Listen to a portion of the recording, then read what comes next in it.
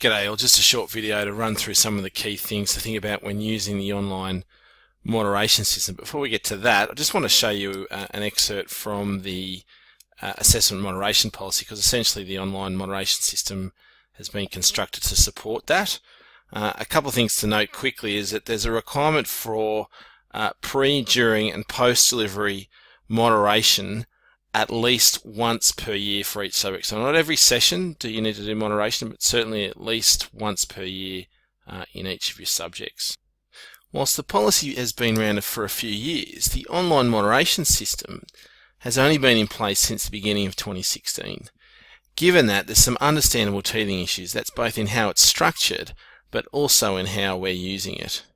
Going forward, the uni is looking for feedback on the online moderation system, which I'm happy to receive, but we also need to be using it more effectively so it's producing quality information to enable us to consistently improve our assessment.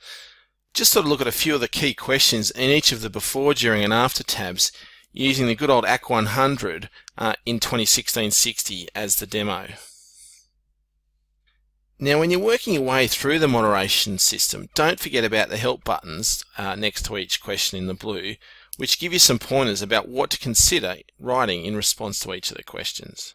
Okay, we're on the pre-delivery tab, and this is really about capturing the development and QA or moderation of the subject outline, but in particular the assessment regime. Just going to jump to question 2. Now, this question is supposed to bring in text from question 4 of the post-delivery section of the previous moderation report for this subject.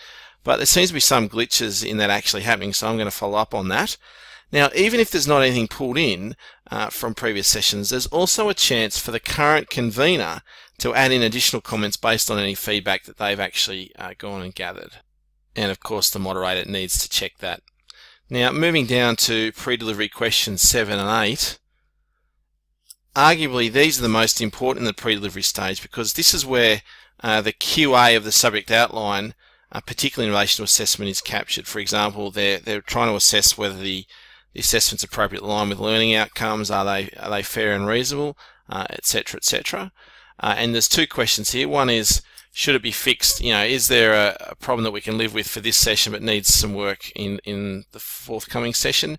And question 8 is really about issues that need to be fixed now before the subject is published for this session.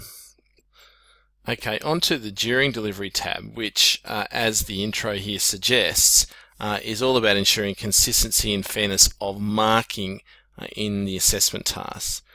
Question 1 requires you to describe which assessment tasks were moderated. Remember, you don't need to moderate all the assessment tasks. The major ones are generally the focus. Question 2 gets you to talk through what exactly you did for moderation. There's a couple of options in the dot points that you could choose from, or you could add your own. Question 3 is a really crucial question, because it's asking about whether marks were adjusted as a result of that moderation.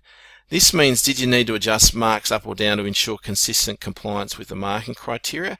It's definitely not talking about scaling, which isn't permitted under the assessment policy. And comments in this field, importantly, appear in the assessment committee report, both for the school and ultimately for the faculty.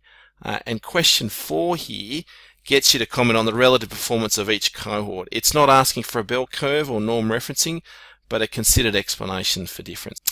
And finally, onto the post-delivery tab, which is all about grade finalisation. Now, a number of the questions 2, 4 and 6 appear on the school assessment committee report, which ultimately go onto the faculty assessment committee.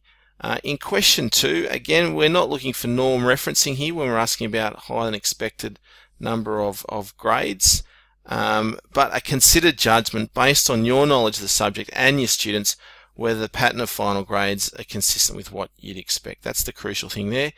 Moving on to question 4, that's really important for, as mentioned previously, for the planning for the future assessment regime in the subject. And finally, question 6 is something that the moderator needs to comment on. The moderator needs to make a comment here about the moderation process for this subject. So hopefully that's a quick overview. Hopefully that's helpful. Any questions, please contact me. Thanks very much.